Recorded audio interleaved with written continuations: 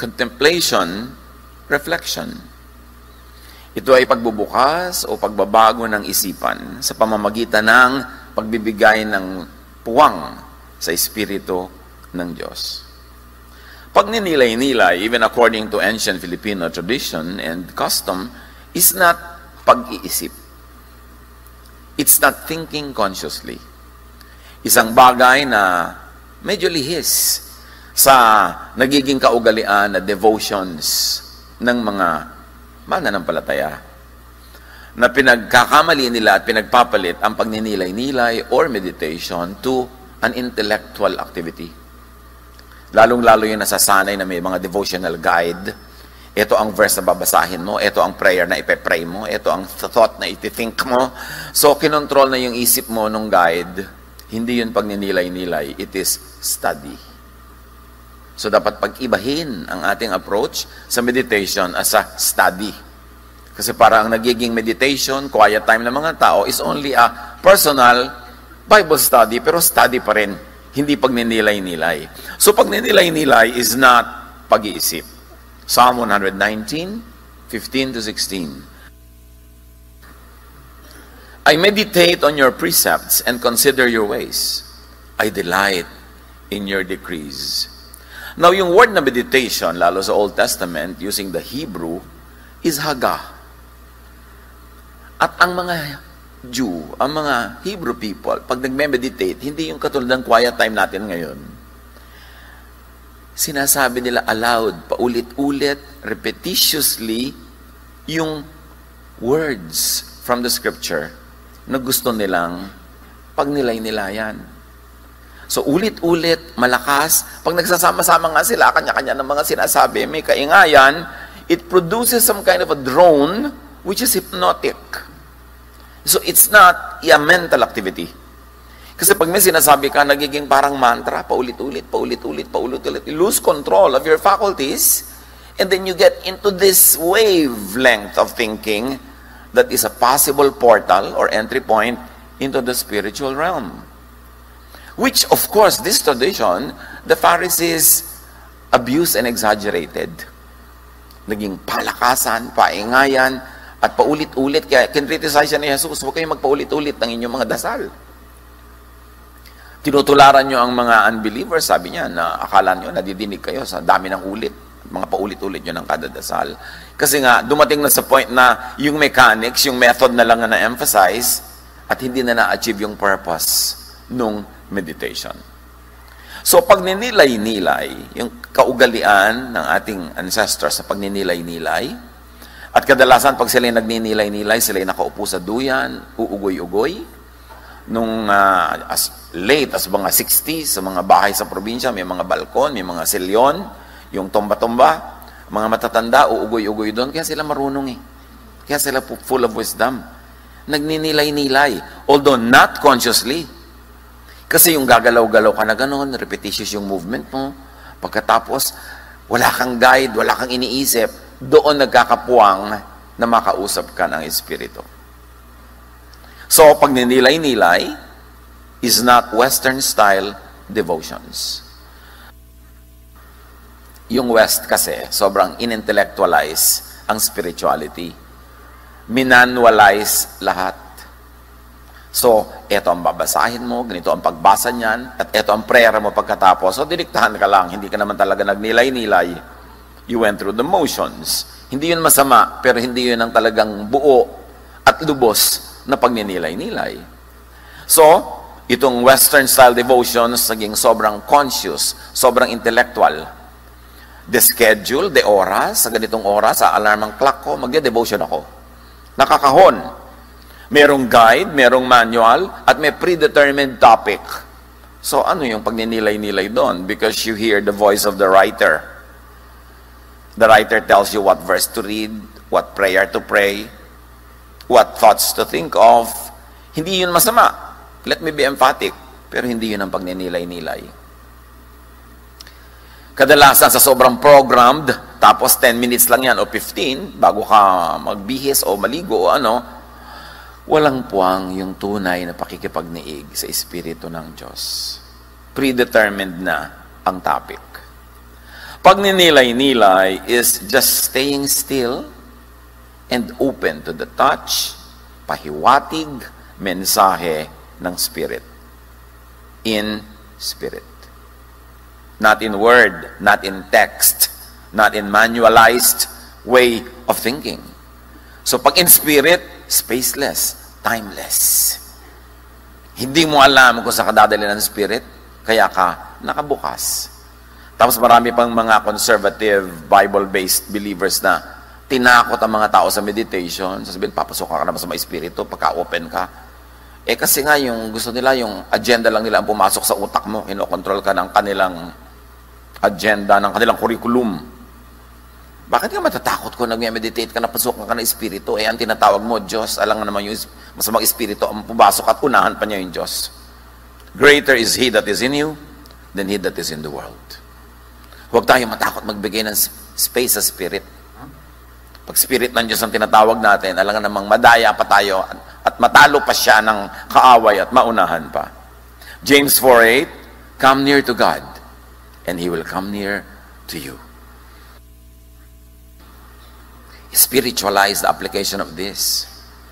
That when you come near, it means that you are giving space. You are giving time for the Spirit of God to speak to you, to guide you. At dyan dumadating yung mga tinatawag na mga eureka moments. Yung mga hindi mo iniisip, hindi mo ginuguni-guni, biglang sumasagi sa isipan mo. Biglang lumilinaw ang iyong isipan, nagkakaroon ng solusyon ang iyong problema, nagkakaroon ka ng guidance na wala sa mga listahan na akala mo ay pwede mong gawin kasi binibigyan mo ng space ang Diyos na kumilos. Psalm 37:7, be still before the Lord and wait patiently for Him. How can you wait patiently kung 10 minutes yung devotions mo? Bigyan mo siya ng oras. Kung kailan in your 24-hour day, merong space. Lalo sa ating sa Metro Manila, ang dami-daming traffic. 4 na oras ka sa traffic. Abay, di mag-meditation ka. Imbes magreklamo. Kaya nakatayo ka, kaya nakaupo, pwede mo rin gawin. Turn it into something beautiful and positive. Dahil mahaba ang oras. And ask in spirit. Asking in spirit means not asking. Hayaan mo yung spirit ang magbigay sa iyo ng agenda, ng iisipin. At ang nagiging bunga, kaliwanagan. One of the highest aspirations of our people, of our ancestors, kaliwanagan. Kaya kahit sa ating mga watawat, merong araw, merong sinag ng araw, kasi kaliwanagan ang hinahanap ng ating mga ninuno. Ecclesiastes 9:1-2. So I reflected on this and concluded that the righteous and what they do are in God's hands. Not in some manual, not in your own agenda, not in your own topic. It's in God's hands. So you say, here I am, Lord. Speak to me. Guide me. Correct me. Do your will. Hindi yung, Lord, ito po, magde-devotion ako, which actually, magbibigay ka sa Lord ng shopping list. Walang katapusang request. Specified pa. Anong devotion doon? Shopping yun. Kasi pinangungunahan mo ang Diyos kung anong gusto niyang ibigay sa iyo. Bagamat hindi naman tayo pinagbabawalang humingi at humingi ng detalyado, pero huwag malito sa oras ng paghingi at sa oras ng pagninilay-nilay, sa oras ng pagbubulay-bulay. Now, 2 Corinthians 3:17-18 says, now the Lord is the Spirit, and where the Spirit of the Lord is, there is freedom. So it's a freedom to receive revelation, freedom to be guided by God, freedom to follow the voice of God. Where the Spirit of the Lord is, there is freedom. And we all, who with unveiled faces contemplate the Lord's glory. How do you contemplate the Lord's glory? Just be there and let the Lord show His glory to you. We are being transformed into His image with ever-increasing glory. Scientifically, it is said that meditation changes the shape of the brain. It is proven clinically. So yung sinasabi ditong, when I contemplate your word, your glory, I am being transformed into your image, it conforms with, or it dictates science and make it conforms with it. Na talagang ang iniisip mo, ang pag-iisip mo, or ang pagbubukas mo ng isip sa pamamagitan ng hindi pag-iisip can change the shape of your brain, therefore can change the pattern of your thoughts, and therefore can change your action, your habits, your life. Sa meditation, pinakamalakas pumasok ang pagbabagong loob, ang pagbabago ng isip, ang paghuhunos dili sa meditation. Ngayon wala nang kaoras-oras ang mag-meditate ang mga tao Every single waking moment, nagte-text, nasa cellphone, nagse-selfie. Pagka merong napakagandang tanawin, imbes umupo at mag-meditate, hayaang yung beauty of God's creation enter you spiritually through beauty. Wala, selfie ng selfie. Yung beauty niya, ang gustong ipakita sa mundo. Tapos nagtataka, wala nagla-like. Ia-unfriend lahat yung mga friend na hindi nagla-like sa kanya mga selfie. Pag may maganda, tingnan ninyo kasi pinapakita yun ng Diyos. Huwag nyo ibalandra yung mukha nyo at ikalat doon, tapos yung mukha nyo ang nakikita ng iba. Kailangan yung creation ng Diyos mangibabaw. Yung merong kumisan concert, ang ganda-ganda ng kanta, sinasabayan ng audience. Liban na lang may audience participation, manahimik kayo kasi nagbayad dyan. Nagbayad para marinig yung singer on stage, not you. Pag may magandang tunog, pakinggan. Pag may magandang view, tingnan. Kasi kinakausap ka ng Diyos. Because God speaks to us through the beauty of His creation. Huwag laging punuin ng electronic moments. Yung mga dapat spiritual moments. Give space to the Spirit. Gusto kong makita na pag may mga magagandang tanawin, batis, bundok, mga puno, yung tao biglang mananahimik at magninilay-nilay. Hindi yung nagkandahulog-hulog na sa bangin ka sa selfie, nagkabarog-barog na ang ulo sa bato. Bakit? Kanino nyo gustong ipakita? Kailan kayo mabe-bless? Pag ipinapakita nyo ang inyong sarili? O kung tinitingnan nyo ang creation ng Diyos at kayo ang nakakakita? Mag-isip-isip. Maraming pag-aaral na ang science, especially humanities, social sciences, and even medical sciences about the effects of meditation. Ang dami-dami na, documented. What are some of the known effects of pagninilay on the body, on the mind, and emotions? According to science, meaning psychology, psychiatry, medicine, and according to Scripture. Hindi dapat pinaglalaban yung Scripture and science. In fact, science is God's prophet. Science only tells you the mechanics and explains to you the methods of God. Hindi yun magkalaban. Nakikita mo lang how it is done by God. Now, according to science, meditation and pagninilay physically changes the brain. It grows the so-called good parts of the brain, that which gives happiness, goodness, peace, love. Tapos sabi ng verses, the same thing. Psalm 37:30, words of wisdom come when good people speak. And speak dito using the Hebrew word haga, meaning to meditate. When they speak for justice. They remember God's teachings and they never take a wrong step. You see? Meditating, letting God speak to you, grows the good part of your brain that you have good and sound judgment, that you do not take a wrong step. Sa meditation nangyayari. Tumatanggap tayo ng enlightenment, thinking good, doing good, changing the mind. At sabi ng Romans 12:2, be changed by the renewing of your mind. And according to science and the verses of Scripture, what is the best way to change the mind? Meditate. Let God inhabit your brain. Let God inhabit your heart. And the presence of God becomes the reign of God, becomes the kingship of God, then you receive the kingdom of God. Kaya sabi ni Jesus, the kingdom is within you. The kingdom of God is in your brain. The kingdom of God is in your heart. It's in the way you think. It's in your lifestyle. So that yes, this side of eternity, even without and before physical death, you can be in the kingdom of God. When your mind is God's throne. And that happens when you meditate. When you let God rule your heart. When you let God take the space and the time that God deserves. Doon siya nagiging Diyos. Kung siya ay Diyos ng ating pag-iisip, ng ating damdamin. Meditation and pagninilay increases, according to science, the area in the brain for learning and memory. Yun daw, mahilig mag-meditate, tumatalas ang pag-alala, ang memorya. Psalm 51:6, surely you desire truth in the inner parts. And think of it as the heart and the brain. You desire truth in the inner parts. You teach me wisdom in the inmost place.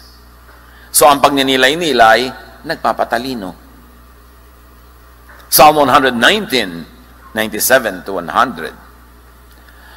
Oh, how I love your law. I meditate on it all day long. Your commands make me wiser than my enemies, for they are ever with me. I have more insight than all my teachers, for I meditate on your statutes. I have more understanding than all the elders, for I obey your precepts. Of course, it's poetic language. It's exaggerated. But what it is saying is, when I meditate, daig ko pa ang nakinig sa mga teacher, daig ko pa ang nag-aral ng mga katuruan ng mga experts.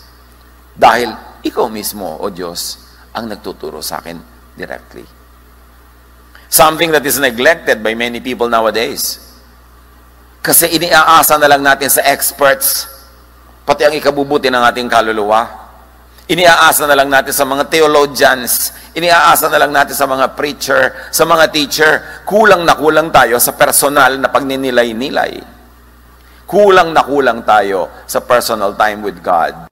Iniaasa natin sa iba ang pag-aaral ng scripture para isubo na lang sa atin, spoon-fed sa atin. At sino makakapagsabi kung gaano katotoo yung isinusubo sa atin. Yan kasi ang ginawa ng corporate religion, finranchise ang Diyos, iniaasa na lang ng lahat ang kanilang spiritualidad, ang kanilang kaalaman, ang kanilang mga kakainin ng espiritu, kung anong ihain sa kanila ng organized religion. We should go back to personal relations with God, while keeping our corporate religious activities, while benefiting from corporate religiosity. You should never miss out on personal meditation. Huwag ipakontrol kahit kaninong expert ang personal meditation mo with God. Kailangan balikan yon. Meditation or pagninilay increases empathy and compassion. Ang tunay na nagninilay-nilay, nagbubulay-bulay, nagmumuni-muni, bumabait. Ang tunay na effect ng meditation is increase and improvement of empathy and compassion for others. Dahil pag pinaghaharian ng Diyos ang iyong isip, yung Diyos na maibigin, umiibig ng maraming tao sa pamamagitan mo. You become a channel of that love. But how can you receive God's love and enlightenment? Through meditation. And you cannot give what you do not have. So you've got to receive it first from God. Directly. 1 Peter 3, 8 to 9. Finally, ito daw ang effect ng tunay na faith and meditation. All of you, live in harmony with one another. Be sympathetic. Love as brothers. Be compassionate and humble. Do not repay evil with evil or insult with insult, but with blessing. Because to this you were called, so that you may inherit a blessing. Paano mo susuklian ng blessing yung curse? Paano mo susuklian ng kabutihan yung kasamaan? Only if your mind has been changed. And it is through meditation that the mind develops into the image of God. So yun dapat ang tunay na epekto sa iyo ng relihiyon. tunay na epekto sa iyo ng any religious activity, bumabait ka. Maibigin. Dahil ang Diyos ay mabait at maibigin. Meditation, pagninilay, increases the ability to control how the mind wanders. Alam niyo yung paglipad ng isip, pagpunta kung saan-saan, kaharap mo pero hindi ka naririnig, nasa kung saan-saan pumupunta ang isip. Even science tells us that meditation helps people control the direction of their thoughts. Psalm 119, 147 to 148. I rise before dawn and cry for help. I have put my hope in your word. My eyes stay open through the watches of the night, that I may meditate on your promises. One watch is about 4 hours. Ibig sabihin, dinivide nila yung araw at gabi into watches. Kaya may first, second, third, fourth watch. Ibig sabihin lang nun, yung fourth watch, mag-uumaga na. Sabi niya, I keep my mind on you through the watches of the night.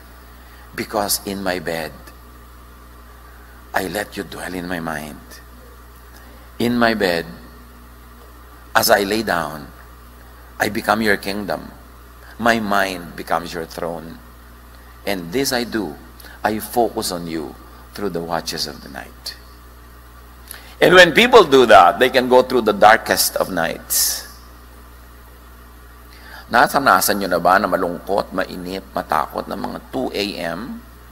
Iba ang takbo ng utak pag mga ganyang oras. Pero nung umaga na, ay biglang iba ka na uli, nawala na yung drama mo. Pero ang mahalaga is to survive those dark hours. And we are being told, I focus on you through the watches of the night. Through the moments of possible fear, moments of possible deep sadnesses, I focus on you. At nakagawa yan through meditation. Hindi mo kailangan ng mga tranquilizers. Hindi mo kailangan ng mga gamot na nagsisimula sa letter X. Ang spelling, kung sagana ka at busog ng busog sa meditation. But if you're under prescription, huwag mo itigil yan. Nang bigla-biglaan, go to your doctor and ask. But try meditation as prescription. Kasi ang ginagawa lang naman ng mga gamot, lalo yung mga letter X ang simula, they alter your chemistry. They alter your mind and brain chemistry and blood chemistry. Kaya yung lungkot mo sumasaya, yung takot mo naiiba. Kasi you are chemically changed by medication.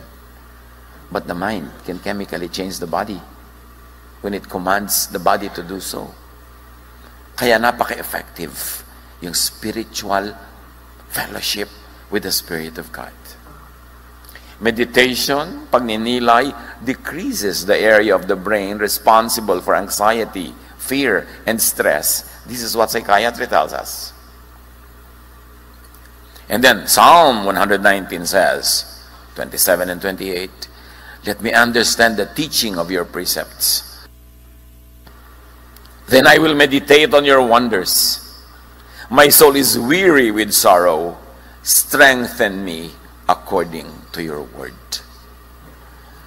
So lahat ng mga napapagod, napabalisa, nahihirapan ang loob, mabigat ang dibdib, sabing ganon, strengthen me with the power of your word. And this word is not always the text, the written word, but the transcendent word of the Spirit, which is beyond human vocabulary. Kaya nga sabi, the Spirit teaches us and helps us how to pray beyond words, beyond human language. Because human language, of course, is limited by vocabulary. And we should not limit the Spirit sa kayang sabihin ng mga dictionary. It happens only when you meditate that you transcend the limits of the brain, the limits of knowledge. Importante. Strengthen me according to your word. So ang taong nagme-meditate sa tamang paraan, tumitibay ang loob, tumitiwasay, nananahimik.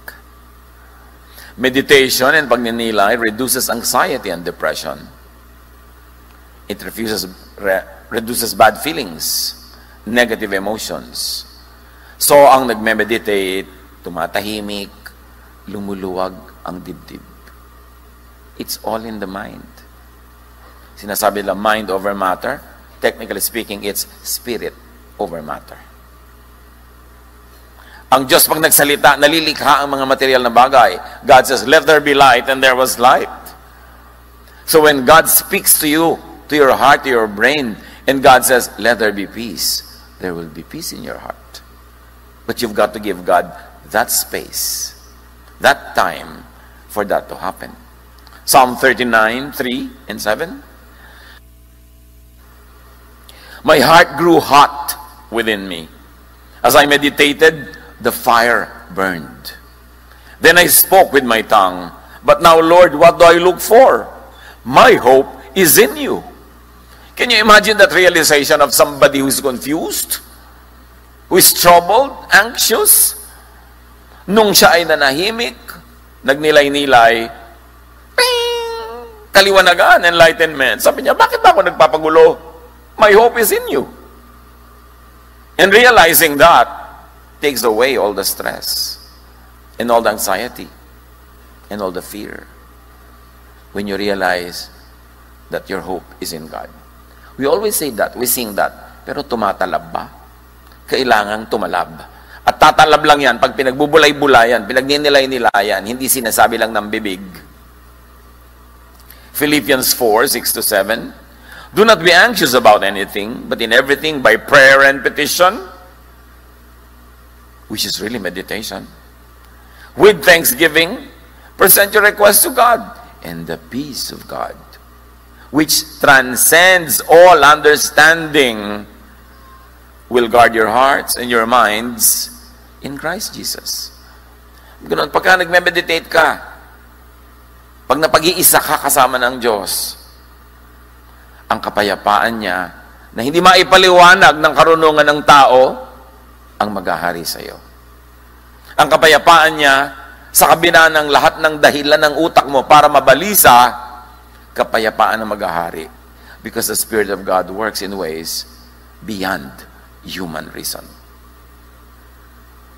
Kaya sinasabi, we walk by faith, not by sight.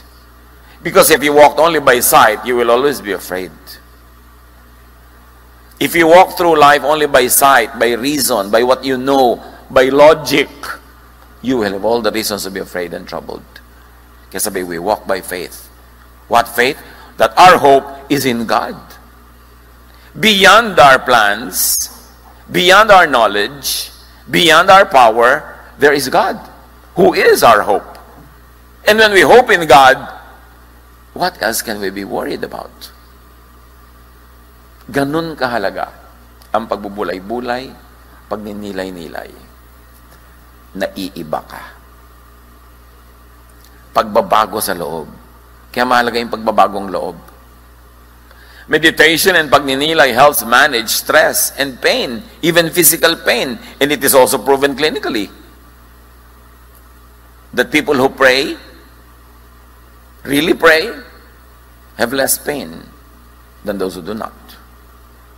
And people who are prayed for, even in hospitals, under controlled laboratory situations, Group A is prayed for, Group B is not prayed for, Group A responds to medication and therapy much better. May hiwagang nangyayari pag tayo nananahimik at pinagahari ang Espiritu ng Diyos sa ating buhay. Gumagaan, gumiginhawa ang ating buhay. Psalm 4, 7-8. You have filled my heart with greater joy than with their grain and new wine abound.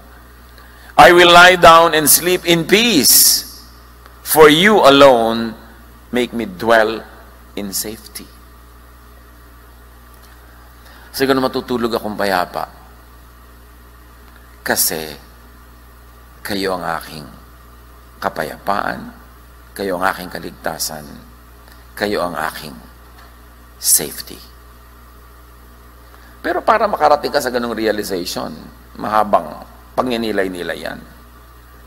Kasi alam natin yung words na yan, pero tumatalab ba? Do we really sleep in peace? When we realize that God is our safety, we sleep in peace. In spite of what the brain tells you that you cannot and you should not sleep in peace. Psalm 63, 5-6, my soul is satisfied as with a rich feast, and my mouth praises you with my joyful lips. When I think of you on my bed, and meditate on you in the watches of the night, sabihin, when I let you inhabit my thought, iyan ang nangyayari. Ako'y nasisiyahan. Meditation and pagninilay stimulates that part of the brain responsible for willpower. In other words, pag nagme-meditate ka talaga, ang nagiging bunga, nagiging buo ang iyong loob. Hindi sira ang loob, hindi hati ang loob, buo. Because God makes you whole, not one half, not divided. Psalm 48, 9 and 14. Within your temple, O God, we meditate on your unfailing love. For this God is our God forever and ever. He will be our guide even to the end. So meron kang willpower. Kasi alam mo, hanggang wakas, hanggang huling yugto, hanggang malagot ang iyong hininga, kasama mo ang Diyos. At siya mangunguna sa iyo. You don't worry about tomorrow. God will be there. You think only of today. Well, you are planting for tomorrow. But you don't concern yourself with worries that are beyond your control. Alam niyo yung mabuhay ka kaisip sa future, puro fear yan. Kasi sinasabi ni Jesus, let the day's own trouble be sufficient for the day. Do not be anxious about tomorrow. Sabi ni Jesus, tomorrow will take care of itself. In a manner of speaking, Jesus is saying, I will be there tomorrow. I will take care of your tomorrow. Ang katupagin mo yung ngayon. Kasi kung yung ngayon lang na needs mo, yung ngayon lang na pangangailangan mo, hindi ka dapat matakot. Nakakatakot lang yung future. Alam niyo yung sobrang nag-iisip ng past, nalulungkot. Yung sobrang nag-iisip ng future, natatakot. Kaya sabi ni Jesus, focus on today. I'm here today, and I will be there tomorrow. Kapayapaan ang ibinubunga nun. Meditation and pagninilay helps improve concentration and focus. Even psychology has proven that. And Psalm 1:2 says, but his delight is in the law of the Lord, and on his law he meditates day and night. Ano ang bunga? He is like a tree planted by streams of water, which yields its fruit in season, and whose leaf does not wither. Whatever he does prospers. Pag ang tao'y babad sa Diyos, babad siya sa Espiritu ng Diyos, kung anong kailangan niya sa oras na ito, yun ang bungang lumalabas sa kanya mga sanga.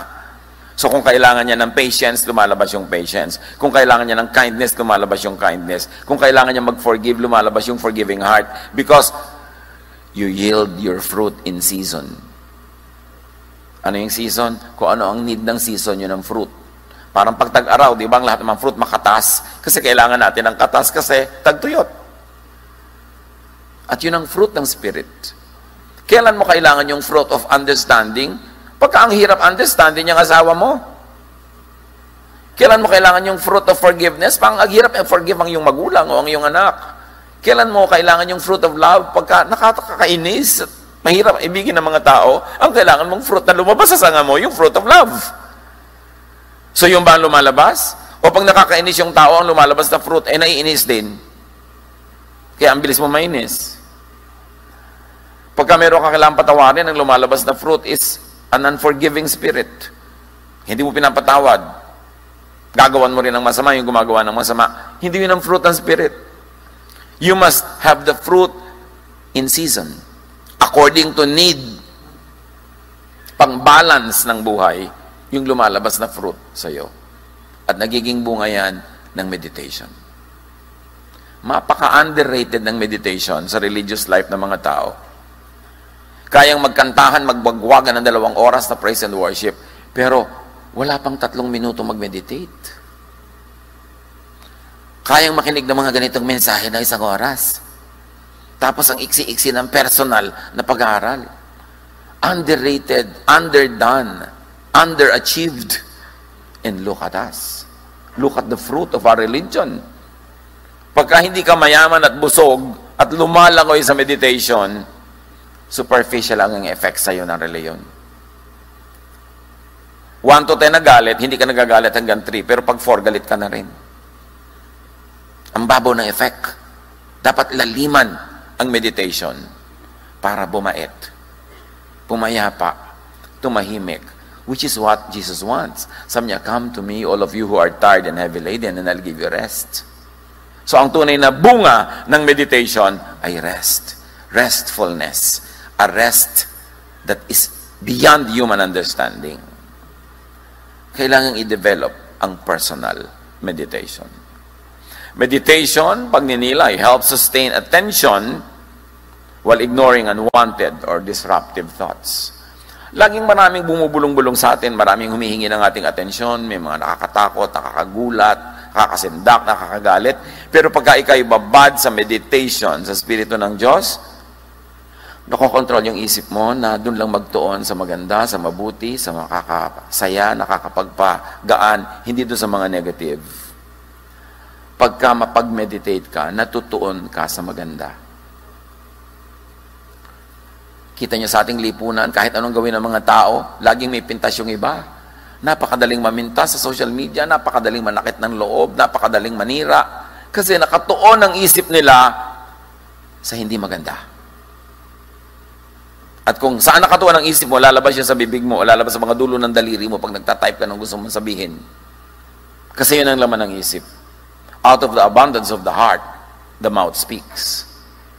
Or the finger clicks that keyboard. It happens. Ano ang laman ng ating isip? Lumalabas yun sa bawat post sa Facebook. Lumalabas yun sa bawat comment. Lumalabas yun sa bawat sinasabi at ginagawa natin. Ano ang laman ng ating isip? Hindi mahirap malaman. Ano ang laman ng ating isip? Lumalabas din yun sa mga reseta na binibili nating gamot. Samantalang napakagandang reseta ang Espiritu ng Diyos. Psalm 119, 23-24. Though rulers sit together and slander me, meaning, though there are vexations, may mga panggulo, your servant will meditate on your decrees. So kahit ang dami nagko-comment, ang daming masama sinasabi sa akin, magfo-focus ako, Diyos, sa inyo pong mga magagandang katuruan. Your statutes are my delight. They are my counselors. What is your delight? Dami ng like? What is your delight? Comment ng iba? Hindi naman mga expert, wala namang alam sa buhay, ang bilis-bilis magbigay ng comment. Tapos bibigyan mo ng halaga? Sabihin ganon, though rulers sit together and slander me, your servant will meditate on your decrees. Hindi ako sa kanila magfo-focus. Hindi sa mga comment nila. Hindi sa pamimintas nila. Hindi sa mga paninira nila sa akin. I will focus on your love for me. And I will focus on your command and teaching for me to be loving, notwithstanding what is happening around me. Meditation and pagninilay, even science tells you, lowers blood pressure. Kaya pag kami mataas ang presyon niyang inyong nanay, hindi kayo nag-meditate na, no? Lalong tataas ang presyon niya dahil yun-judge mo na. Pero ang point, na-prove na yan, yung nag-meditate, bumababa ang blood pressure. Meditation, pagninilay, slows down aging at cellular levels because it increases the regenerative abilities of the cells. Again, proven by science. Nakakapagpabata ang meditation. Tingnan niyo yung katabi niya. Sabi niyo, wow, siguro lagi ka nagme-meditate. Para kang ubas. Eh kung ang katabi mo, parang pasas. Alam na. Diba? Nakakapagpaganda talaga ang meditation. Sa cellular level, cellular level. Daig niyan yung mga nabibiling ko ano ng mga therapy. Proverbs 14:30 says, a tranquil mind gives life to the flesh. How technical can you be? The Bible is saying it. Pag tahimik ang loob mo, maganda yung kutis. Kaya alam mo yung kutis ng babaeng ang asawa niya nangangaliwa. Hindi matakpan ng rouge yan. Hindi yan matakpan ng foundation. Pagka may problema ka sa asawa mo, no? Ba't mo nalaman? Yung kutis mo, tingnan mo. It shows. Kaya alam na alam mo rin yung asawang ang galing mag-alaga. Ang ganda-ganda ng asawa. nananariwa, humahalimuyak. Kasi, alaga. Kasi tahimik ang loob.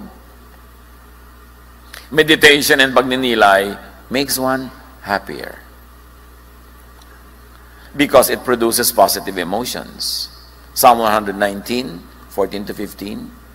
I rejoice in following your statutes, as one rejoices in great riches. I meditate on your precepts and consider your ways. At yun ang nagpapatahimik sa akin. Meditation, pagninilay, increases the gamma brain waves associated with empathy and feelings of happiness. Napakarami ng studies. Very interesting. So, ang mapagnilay-nilay, nagiging mahabagin, maunawain, at masayahin. Psalm 145, 5 to 7. They will speak of the glorious splendor of your majesty. I will meditate on your wonderful works. They will tell of the power of your awesome works, and I will proclaim your great deeds. They will celebrate your abundant goodness and joyfully sing of your righteousness. Yun ang bunga ng isip, ng puso na nakatuon sa Diyos. Nakababad sa pakikipagniig ng personal sa Espiritu ng Diyos. Meditation, pagninilay, promotes appreciation of the present moment rather than focusing on the uncontrollable future, which gives stress. Laging emphasis yan ni Jesus. Do not be anxious about tomorrow. Tomorrow will have troubles of its own. Tomorrow will be anxious for itself. Pagninilay clarifies thought that allows one to objectively assess what's truly important. Kaya sabi ng Romans 12:2, be changed by the renewing of your mind. And to renew one's mind is a project in meditation. It's a project of meditation. Proverbs 15:28, the mind of the righteous ponders for how to answer. And the ponder here uses the word haga, the Hebrew word, which means to meditate. Pag ikaw ay laging nagme-meditate, you will know how to answer people instantly.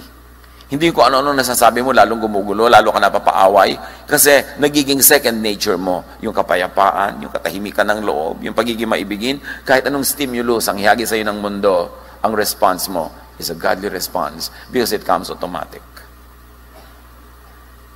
Meditate. More often. More deeply. More transcendently. Plug into God and to God's power through meditation.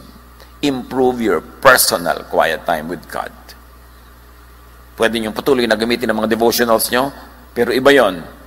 Lumikha kayo ng ibang meditation na walang guide. Walang ibang nagsasabi sa inyo what to think of, what verse to read. You are just there and saying, God, take over this space. Take over this time. Hindi ako makikialam sa agenda. I will not tell you kung anong pag-uusapan natin. I will just be here. Do your thing. Make meditation become your portal, your doorway into and from the spiritual realm, to and from eternity, to and from the kingdom and the kingship of God. Do not over-rely on specialists. Develop your personal meditation. Lahat anak ng Diyos, wala siyang apo. So hindi mo kailangang umasa sa yung spiritual parent. Anak ka ng Diyos at siya rin anak ng Diyos. Hindi ka apo. Make a personal relationship. John 10:9 to 10, I am the gate, sabi ni Jesus. Think of the gate, think of the portal. Whoever enters through me will be saved. They will be able to come in and go out. They will find everything they need. I came to give life, life that is full and good. Pag sinasabi ni Jesus yung salvation, hindi niya laging tinutukoy salvation from hell. Ang dami-daming kahulugan ng salvation kay Jesus. This is salvation from trouble. Salvation from a vexed mind. Salvation from a mind that is tortured by fear, by negative emotions. Sabi niya, I am the gate. Through me, you can come in and out of pasture. You can come in and out of heaven. You can reach heaven and touch heaven I am that gate, just enter. And the result will be peace. Sabi niya, I came that you might have life and have it to the full. Allow and make meditation become your stairway to and from heaven. Think of Jacob's ladder, although I will not get into that now. Heavenly beings going in and up and down the ladder from heaven to earth. Think of meditation as that ladder. And you go up and down from heaven to earth through a spiritual portal, a spiritual opening, which is meditation. Go up to and down from heaven. See God by meditation. Plus other ways. Bible study, worship, corporate activity, works of love and charity. Lahat yan, makikita natin ang Diyos. Pero huwag nyo i-neglect ang personal meditation. Sobrang kulang yan. Magnilay-nilay. Slow down. Put that phone off or silent mode. Yung iba naman, hindi na nga kumakalog, hindi na nga gumagalaw, wala na nga tunog, tinitingnan pa kung may message. Hindi kumalog. Hindi tumunog. Manahimik ka.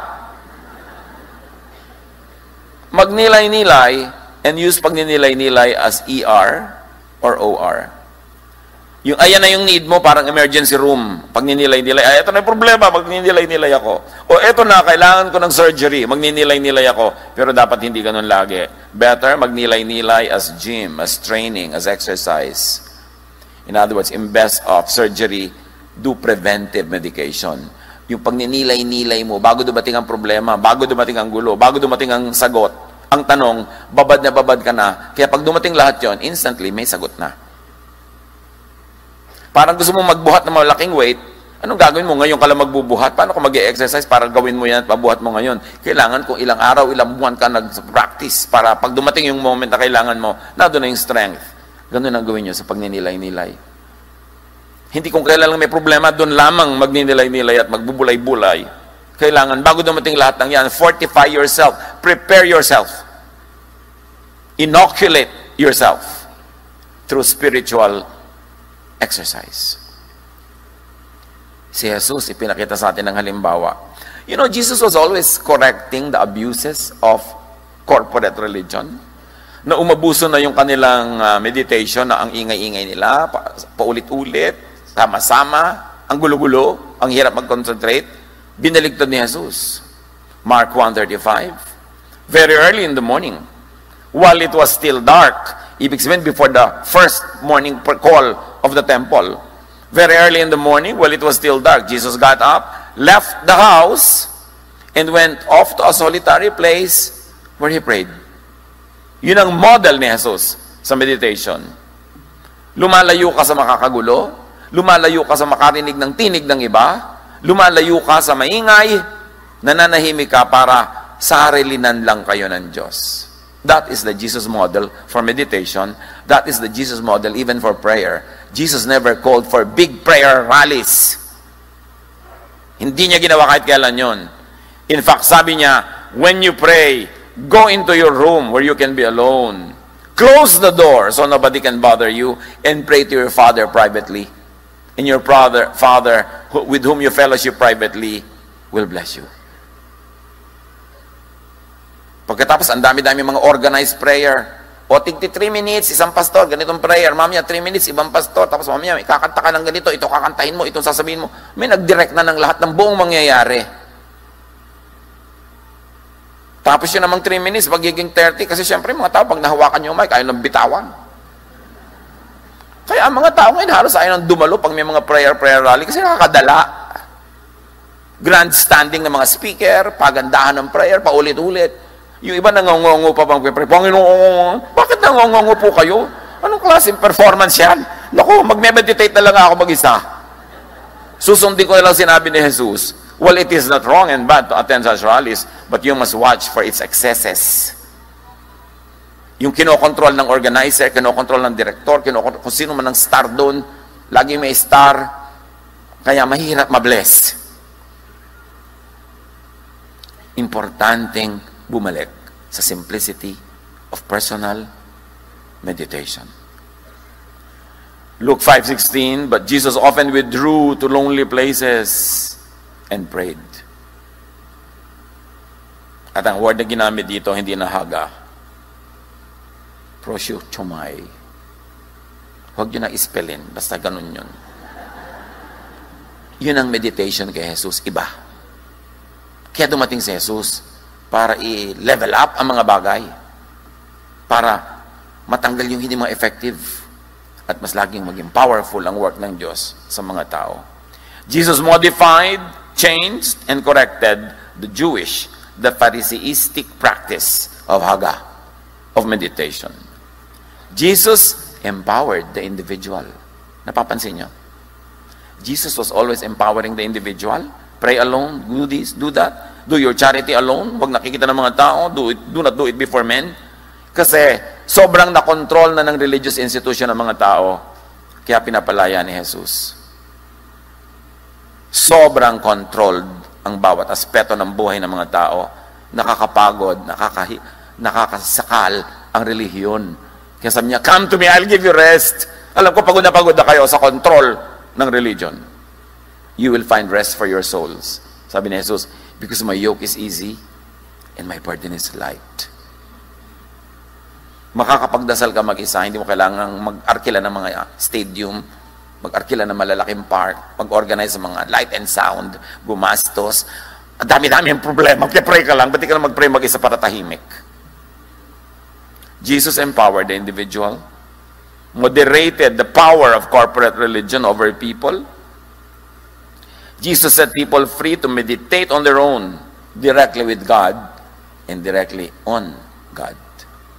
Psalm 1, 1-3. Blessed is the one whose delight is in the law of the Lord, and who meditates on his law day and night. That person is like a tree planted by streams of water, which yields its fruit in season, and whose leaf does not wither. Whatever he does prospers. Ano ang sikreto? Meditation. Go up to and down from heaven. See God by meditation. Mga kapatid, prioritize pagdinilay. Prioritize yung pagbubulay-bulay.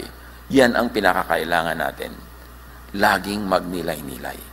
Salamat, Panginoon, na pwede kami mapag-isa. Salamat na hindi nyo sinasabing, ba't kayo konti? Dapat marami kayo. Pinapahalagahan nyo kahit isa, mag-isa, na lumalapit sa inyo.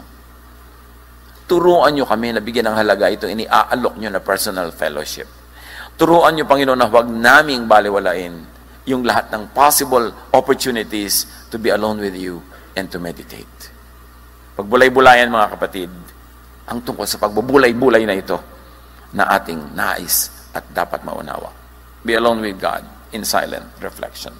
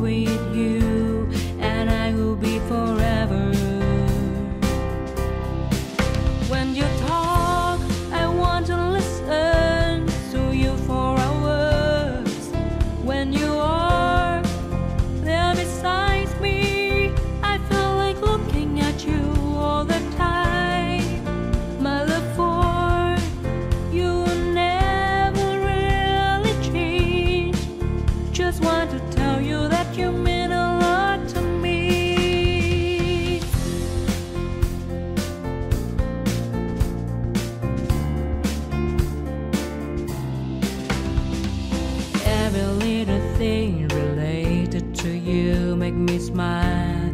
I know you are doing